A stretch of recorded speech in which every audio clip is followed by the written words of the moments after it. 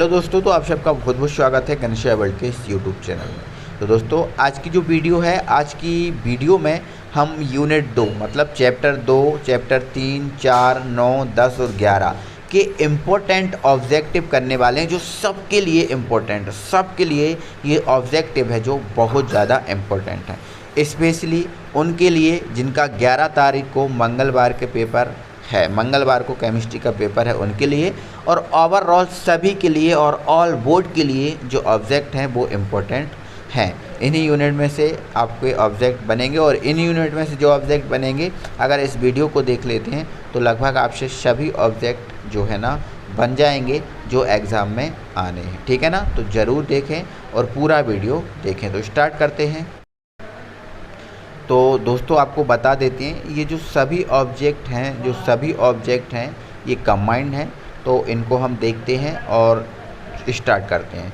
तो दोस्तों, सबसे पहला हमारे पास क्वेश्चन जो है वो शुद्ध जल की मोलरता है। तो दोस्तों, शुद्ध जल की जो मोलरता है वो आपको पता है 55.6 होती है। कितनी होती है मेरे भाई? 55.6 होती है। तो इसका आंसर ये हो गया। अगला है हमारा, निम्न में से कौन सा अणुसंख्यक गुणधर्म नहीं है? अब ये बोला अणुसंख्यक गुणधर्म जो है ना वो नहीं है, आपसे ये बोला गया है। ठीक है, तो परासरण दाब अणुसंख्यक गुणधर्म है, वाष्प दाब में अवनमन अणुसंख्यक गुणधर्म है, हिमांक में अवनमन अणुसंख्यक गुणधर्म है।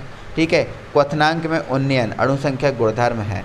तो दोस्तों, आपका कौन सा नहीं है ये आपसे पूछा गया था, कौन सा नहीं है? तो यहाँ पर तो है ना सभी हैं, है ना, तो इनमें एक ऑप्शन जो है ना आपका इसमें ये होना चाहिए। अणुसंख्या, निम्न में से कौन सा अणुसंख्या गुणधर्म नहीं है ये बोला था ना, तो केवल यहाँ पर आप लिख लेना ये परासरण। केवल का आप क्या लिख लेना? परासरण। सो ये मिस्टेक हो गया है, परासरण दाब हो गया है। लेकिन निम्न में से कौन सा अणुसंख्या गुणधर्म नहीं है? तो देखो, वाष्प दाब में अवनमन भी है, हिमांक में अवनमन भी है, क्वथनांक में उन्नयन भी है। तो है क्या नहीं? तो केवल जो परासरण है वो नहीं है। लेकिन अणुसंख्या गुणधर्म क्या होता है? परासरण दाब। यदि दाब होता तो होता। ठीक है, तो ये आपका सही आंसर है। ठीक है, आगे बढ़ते हैं। अगले क्वेश्चन पे हमारा है, गैसों की द्रव्य विलेयता के नियम। गैसों की द्रव्य विलेयता का नियम दिया था, किसने दिया था ये आपको बताना है। तो गैसों की द्रव्य विलेयता का नियम हेनरी ने दिया था। आगे बोला है 100 ग्राम विलायक में विलेय 1000 है बेटा, 100 ग्राम नहीं है, ये 1000 है। ठीक है, तो 1000 कर लेना। 1000 ग्राम विलायक में उपस्थित विलेय के मोलों की संख्या को क्या कहते हैं? तो आपको पता है क्या कहते हैं? मोललता कहते हैं। नेक्स्ट जो हमारा अगला ऑब्जेक्ट है ना, और अगला ऑब्जेक्ट हमारा क्या है देखते हैं, एक मिनट एक सेकंड देखते हैं। हमारा अगला ऑब्जेक्ट है, आवासशील विलेय के विलयन में, आवासशील विलेय को विलयन में मिलाने से विलयन का वाष्प दाब हो जाता है। देखो, आवासशील विलेय को हमें किस में मिलाना है? विलयन में। मतलब नमक या शक्कर को हमें किस में मिलाना है? विलयन में मिलाना है। तो वाष्प दाब क्या हो जाता है? तो कम हो जाता है, ध्यान रखना। ठीक है, आवासशील विलेय जैसे नमक हुआ, शक्कर हुआ, इनको विलयन में मिलेंगे तो विलयन में मिला देंगे तो वाष्प दाब जो है ना कम हो जाता है। ठीक है, सेल स्थिरांक की इकाई क्या है? Centimetre inverse. ये सभी ऑब्जेक्ट जो है ना आप बहुत अच्छे से तैयार कर लेना दोस्तों, है ना। ये जो ऑब्जेक्ट हैं आपके एग्ज़ाम में पूछे ही जाएंगे किसी ना किसी टाइप से, ध्यान रखना। चाहे वो खाली स्थान के रूप में पूछे जाएँ, चाहे वो सही विकल्प के रूप में पूछे जाएँ, चाहे वो सही जोड़ियों के रूप में पूछे जाएँ, किसी भी टाइप से पूछे जाएँ, ये एग्ज़ाम में आपके पूछे जाने वाले हैं। ठीक है ना। चलो, अगला है हमारा, विलयन की चालकता निर्भर करती है, किस पर करती है? विकिरण पर निर्भर करती है। विलयन की जो चालकता है किस पर निर्भर करती है साहब? विकिरण पर निर्भर करती है। ठीक है, किसी इलेक्ट्रोड का अपचयन विभव ज्ञात किया जा सकता है नायनार्ड समीकरण से। जो अपचयन विभव होता है किसी भी इलेक्ट्रोड का, वो किससे ज्ञात किया जा सकता है? नायनार्ड समीकरण से। एक बात और दोस्तों, एक बात और मैं बता देता हूँ, ऑब्जेक्ट को पढ़ने का तरीका ये है कि ऑब्जेक्ट को केवल पढ़ो, ऑब्जेक्ट को रटो मत। जैसे मान के चलो आप ये जो है ना पढ़ते जाओ और समझते जाओ कि किस में क्या है ना। और जब एग्ज़ाम में ये चीज़ आती है तो अपने आप वो क्लिक हो जाती है कि इसका सही आंसर क्या है। ठीक है, चलो अगला है, प्रतिरोध का व्युत्क्रम क्या होता है? तो प्रतिरोध का व्युत्क्रम क्या होता है? चालकता होता है। क्या होता है साहब? चालकता होता है। ठीक है, चलो आगे बढ़ेंगे और हमारा अगला है मेरे भाई, ठीक है, एक फैराडे, एक सेकंड दोस्तों, हमसे बोला गया है 1 फैराडे विद्युत का मान क्या होता है? तो 96,500 होता है, पता ही है। मानक हाइड्रोजन इलेक्ट्रोड के विभव का मान होता है, कितना होता है? मानक हाइड्रोजन इलेक्ट्रोड के विभव का मान, तो ये आपका गलत है, इसका आंसर है 0 होता है। ठीक है, क्या होता है?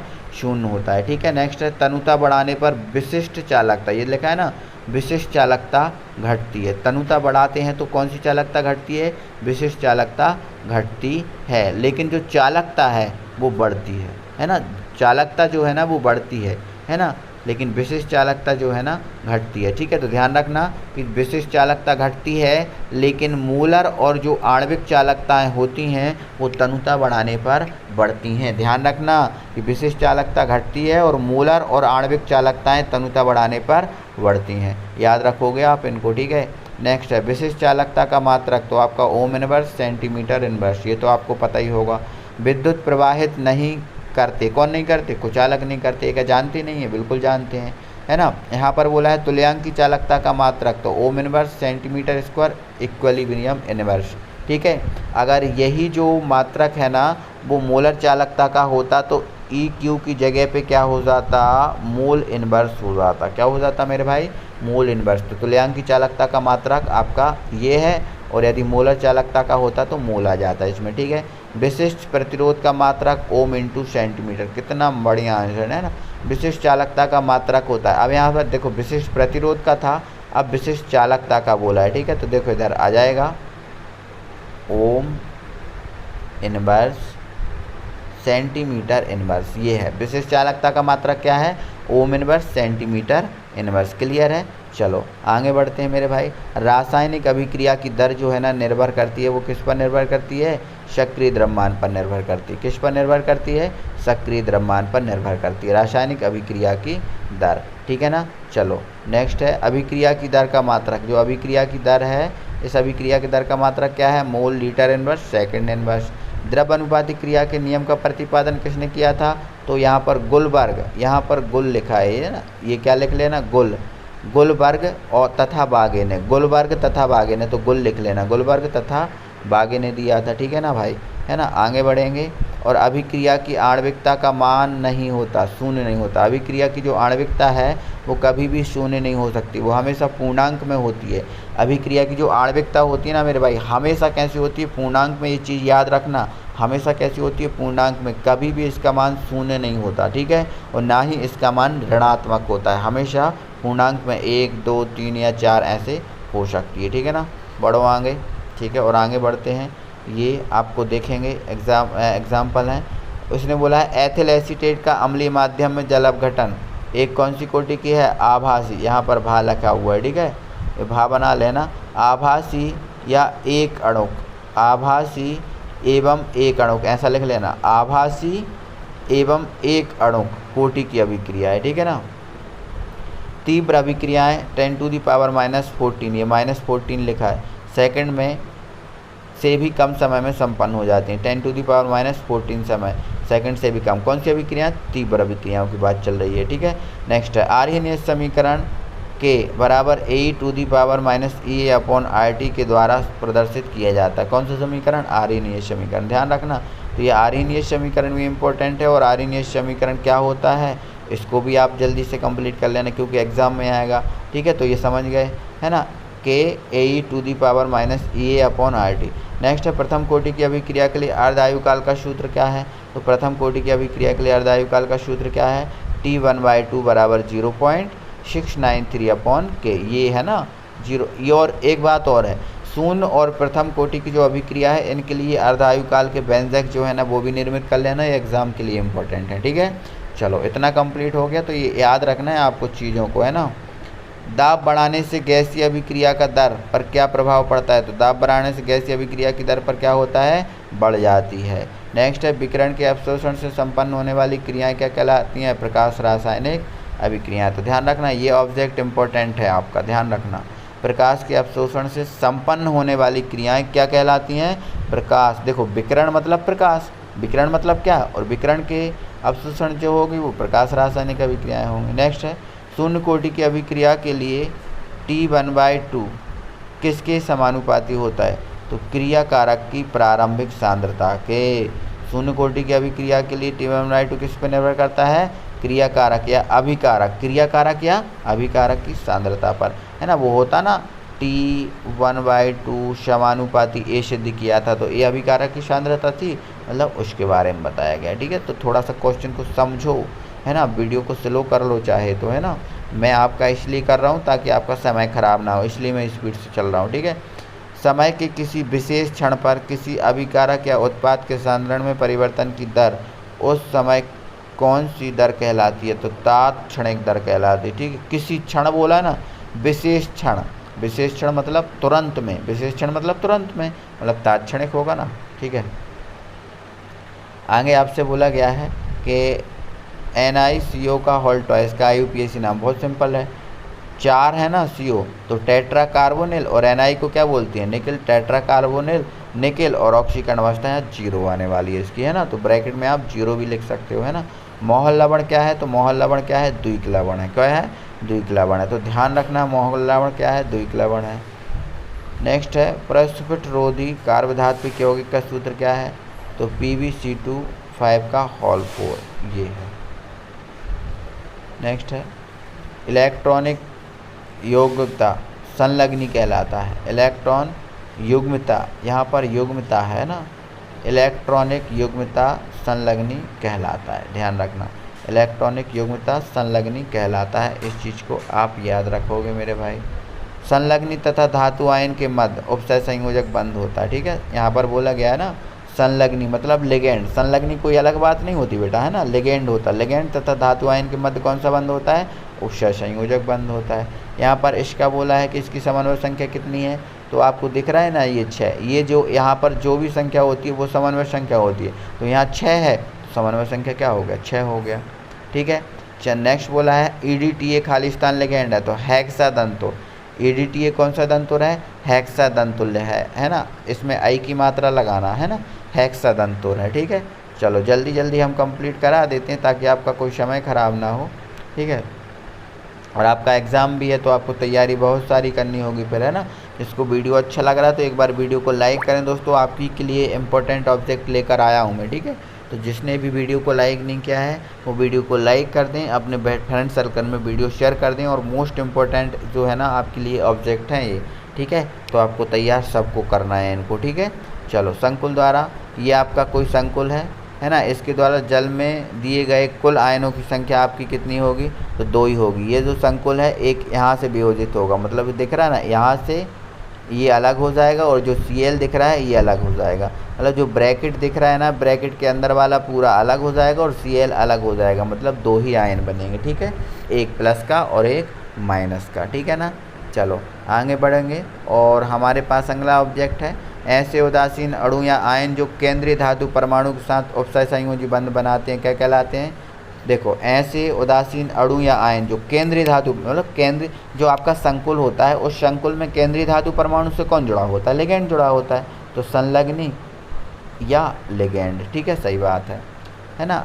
आयन की ऑक्सीकरण अवस्था क्या है? तो देखो जितना यहाँ पर है वो ऑक्सीकरण अवस्था, तो यहाँ पर कितना है 3 देखो सॉरी आयरन की बोला है बेटा, है ना, आयरन की बोला है, तो आयरन की निकालेंगे तो Cn की -6 इस तरफ जाएगा तो +6, और इस तरफ कौन है? 3 माइनस है, ये 3 माइनस लिखा हुआ है, 3 माइनस, ठीक है।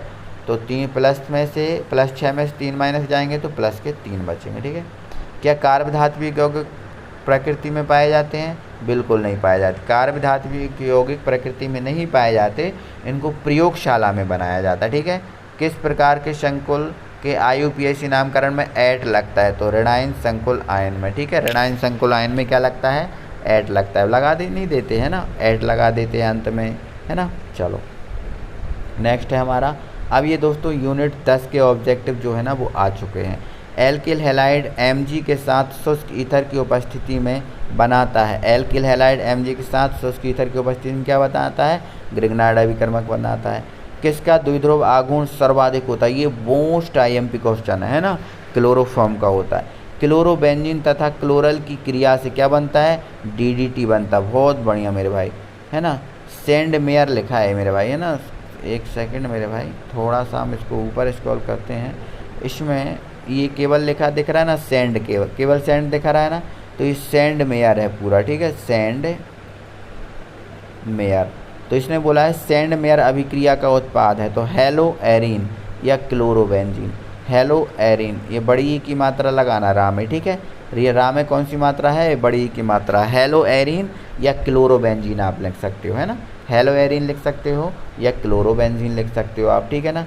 चलो नेक्स्ट है C6H6Cl6 का व्यापारिक नाम क्या है? BHC, benzene hexachloride. दिख रहा है ना? ठीक है। अब यहाँ पर दोस्तों कुछ सही जोड़ियाँ आई हैं, यहाँ पर कुछ सही जोड़ियाँ आई हैं, इनका मिलान हमें करना है। जैसे बोला है विलियमसन संश्लेषण, SN2 अभिक्रिया, सैंडमेयर अभिक्रिया, रीमर-टीमैन अभिक्रिया और उल्मान अभिक्रिया, ये बोला गया आपको। ठीक है, तो दोस्तों जो उल्मान अभिक्रिया है वो आपकी डाइफिनाइल देता है। रीमर-टीमैन में क्या बनता है? सेल्डिहाइड।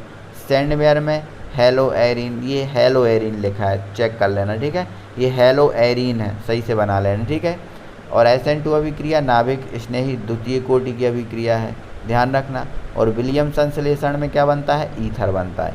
विलियमसन संश्लेषण में क्या बनता है? ईथर बनता है। तो ये बिल्कुल सही लिखी हैं, मतलब मैंने सही जोड़ियाँ आपको यहाँ पर एडजस्ट की हैं मैंने। ठीक है, तो ध्यान रखना है इनको, ये सही जोड़ियाँ सही बनी हैं बिल्कुल, है ना?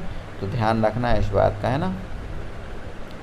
चलो आगे बढ़ते हैं। अगला हमसे गैमेक्सिन का सूत्र बोला है, तो ये क्वेश्चन में मोस्ट IMP है। C6H6Cl6 है। नेक्स्ट है ग्रिग्नार्ड अभिकर्मक का रासायनिक सामान्य सूत्र होगा, तो R लिखना। देखो या तो आप लिख देना RMgX या लिख देना R single bond Mg single bond X, ऐसा लिख देना। ठीक है, विनाइल क्लोराइड का सूत्र क्या है? तो CH2 डबल बॉन्ड CH और ये Cl, विनाइल क्लोराइड का। ये भी आपके लिए इम्पोर्टेंट है, पूछा जा सकता है। वुड्स संश्लेषण क्रिया में किस धातु का उपयोग किया जाता है? तो सोडियम। बहुत बढ़िया, है ना? ये चीज़ें आप बहुत अच्छे से कंप्लीट कर लेना भाई, ये जो है ना बहुत ज़्यादा मायने रखती हैं एग्ज़ाम में आने के लिए। ठीक है, तो इनको बहुत अच्छे से कंप्लीट कर लेना। प्राथमिक एल्कोहल है तो एथिल एल्कोहल है। निम्न में से कौन नीले लिटमस को लाल कर देता है? तो देखो नीले लिटमस को लाल कौन करेगा, है ना? जो अम्ल होगा। और अम्लीय प्रकृति का कौन होता है? तो जानते हो अम्लीय प्रकृति का कौन होता है? तो अम्लीय प्रकृति का होता है भाई फिनॉल, मतलब ये है फिनॉल। फिनॉल अम्लीय प्रकृति का होता है, तो नीले लिटमस को लाल कौन कर देता है? फिनॉल कर देता है, और फिनॉल का सूत्र ये है। ठीक है, नेक्स्ट है निश्चेतक के रूप में प्रयुक्त किया जाता है ईथर का, है ना? डाई एथिल ईथर का, है ना? तो आपको शब्दों में लिखना है, तो आप शब्दों में लिख सकते हो ईथर। निश्चेतक के रूप में किसका उपयोग किया जाता है? ईथर का, और ये ईथर का सूत्र है। ठीक है, ल्यूकास अभिकर्मक द्वारा किसका परीक्षण किया जाता है? तो ल्यूकास अभिकर्मक द्वारा एल्कोहल का परीक्षण किया जाता है। हमने पढ़ा था ना ल्यूकास परीक्षण विधि, प्राथमिक द्वितीय तृतीय एल्कोहल की पढ़ी थी ना, है ना? तो ये वही चीज़ है ना। जलीय NaOH के साथ क्रिया करता है। जलीय NaOH के साथ क्रिया कौन करता है? तो ध्यान रखना जलीय OH के साथ केवल OH दिख रहा है ना, फिनॉल क्रिया करती है। और ध्यान रखना कि जो आपका एल्कोहल होता है, मतलब एल्कोहल होता है, कोई सा भी एल्कोहल हो, चाहे प्राथमिक द्वितीय तृतीय, वो एल्कोहल के वो NaOH के साथ क्रिया नहीं करते। NaOH के साथ क्रिया कौन करता है? केवल फिनॉल। तो फिनॉल का स्वभाव होता है अम्लीय, ध्यान रखना फिनॉल का स्वभाव क्या होता है? अम्लीय। नेक्स्ट है आइसोप्रोपिल एल्कोहल खाली स्थान एल्कोहल देता है। जो आइसोप्रोपिल एल्कोहल है वो द्वितीयक एल्कोहल देता है, ये भी याद रखना है ना? जल्दी से ना भाई वीडियो को लाइक कर दो यार, जिसने वीडियो को लाइक नहीं किया। ठीक है, खालिस्तान बंध के कारण एल्कोहल का क्वथनांक उच्च हो जाता है, मतलब किस बंध के कारण एल्कोहल का क्वथनांक बढ़ जाता है? तो आंसर है हाइड्रोजन बंध। ठीक है, चलो परिशोधित एल्कोहल क्या है? परिशोधित एल्कोहल क्या है? 95.5% एथिल एल्कोहल जो है ना वो परिशोधित एल्कोहल है, 95.5% एल्कोहल। ठीक है, हल्के इंजन में ईंधन के रूप में प्रयुक्त एल्कोहल कहलाता है पावर एल्कोहल। मतलब इंजन जो होते हैं ना, हमने पढ़ा था ना पावर एल्कोहल जो वाहनों में यूज़ किया जाता है, तो ये पावर एल्कोहल है ना। किण्वन क्रिया में कौन सी गैस निकलती है? तो किण्वन हमने किया था, कार्बन डाइऑक्साइड बाहर निकल जाती है और एल्कोहल बन जाती थी, है ना। फिनॉल नीले लिटमस को कैसा कर देता है? तो लाल कर देता है, अभी हमने पढ़ा था ये चीज़, है ना। तो ये हमारी कुछ सही जोड़ियाँ हैं, और ये सही जोड़ियाँ सही ही बनी हुई हैं। ठीक है, सही जोड़ियाँ जो बनी हैं वो सही बनी हुई हैं। ठीक है, तो ये सही जोड़ियाँ हैं। तो इस टाइप से दोस्तों यदि इतने ऑब्जेक्ट आप कर लेते हो तो मैं गारंटी दे रहा हूँ कि आपका ऑब्जेक्ट ऐसा कोई सा भी नहीं होगा जो आपके एग्ज़ाम में छूटे, है ना। एग्ज़ाम में छूटे। तो इतने ऑब्जेक्ट आप कंप्लीट ही करो, है ना। चलो दोस्तों, तो बस आज के लिए इतना ही, मिलते हैं अगली वीडियो में। तब तक के लिए थैंक यू वेरी मच। और हाँ, चैनल को सब्सक्राइब नहीं किया तो जल्दी से चैनल को सब्सक्राइब कर लो, वीडियो को लाइक कर दो, सभी के लिए वीडियो शेयर कर दो। मिलते हैं, थैंक यू वेरी मच।